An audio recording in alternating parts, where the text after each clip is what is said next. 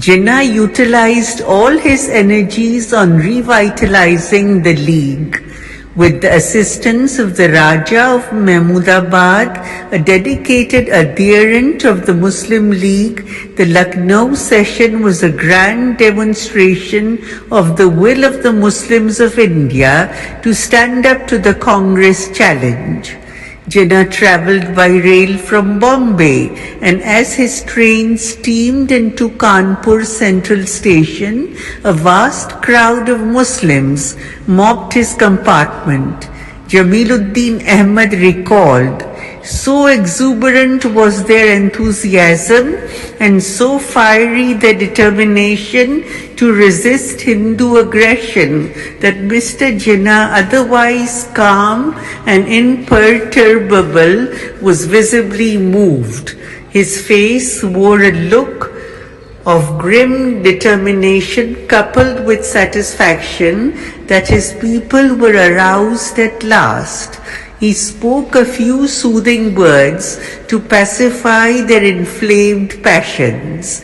Many Muslims, overcome by emotion, wept tears of joy to see their leader, who they felt sure would deliver them from their bondage. He arrived in Lucknow on October 3, 1937, where 20 years before he had acted as a true ambassador of Hindu-Muslim unity, heralding a bright era of Hindu-Muslim unity that lasted a little longer than World War I. Jinnah's speech at that historic session gave a resounding reply to the Congress policies and exposed the anti-Muslim acts of the Congress ministries. Jinnah began addressing the estimated 5,000 Muslims from every province of India. This session of the All India Muslim League is one of the most critical that has ever taken place during its existence. The present leadership of the Congress, especially during the last 10 years, has been responsible for alienating the Muslims of India more and more by pursuing a policy which is exclusively Hindu. They are in a majority. They have, by their words, deeds and program, shown more and more the Muslims cannot expect any justice or fair play at their hands, wherever they were in a majority and wherever it suited them. They refused to cooperate with the Muslim League parties and demanded unconditional surrender and signing of their pledges. To the Muslims of India in every province, in every district, in every tehsil, in every town, I say, your foremost duty is to formulate a constructive and ameliorative program of work for the people's welfare and to devise ways and means for the social, economic and political uplift of the Muslims. Organize yourselves, establish your solidarity and complete unity. Equip yourselves as trained and disciplined soldiers. Create the feeling of an esprit de corps and the cause of your people and your country. No individual or people can achieve anything without industry, suffering and sacrifice. There are forces that may bully you, tyrannize over you and intimidate you, and you may even have to suffer. But it is going through this crucible of the fire of persecution which may be leveled against you, the tyranny that may be exercised, the threats and intimidations that may unnerve you. It is by resisting, by overcoming, by facing these disadvantages, hardships and suffering, and maintaining your true glory and history, and will live to make its future history greater and glorious not only in India, but in the annals of the world. 80 millions of Muslims in India have nothing to fear.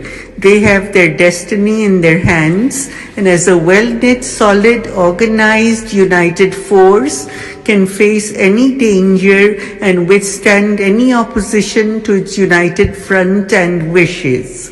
There is a magic power in your hands. Take your vital decisions. They may be grave and momentous and far-reaching in their consequences. Think 100 times before you take any decision. But once a decision is taken, stand by it as one man. It was at the Lucknow Session that Jinnah persuaded Sir Sikandar Hayat Khan to join the Muslim League along with his Muslim colleagues. That development later became famous as the Jinnah-Sikandar Pact. This session marked a dramatic change not only in the League's platform and political position, but also in Jinnah's personal commitment and final goal. He changed his attire, shedding the Savile Row suit in which he had arrived for a black Punjabi sherwani long coat. It was for the first time he put on the compact cap, which would be known throughout the world as Jinnah cap.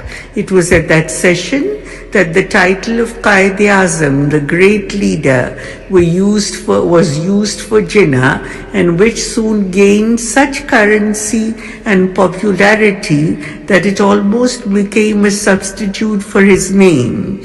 The great success which achieved the organization front of the Muslim League. Within 3 months of the Lucknow session, over 170 branches of the League had been formed, 90 of them in the United Provinces, and it claimed to have enlisted 100,000 new members in the province alone. Allama Iqbal, in last years of his life, was a pillar of strength to Jinnah. He was an influential man, and his poetry had made a place for itself in the hearts and minds of the people of India and abroad as a special appeal for the Muslims. He was an active, practical politician, but he could not remain indifferent to the Muslim majority provinces.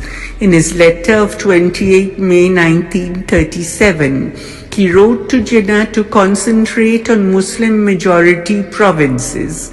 He recognized in Jinnah the man chosen to lead the Muslims. You are the only Muslim in India today to whom the community has a right to look up for safe guidance through the storm which is coming to northwest India and perhaps the whole of India.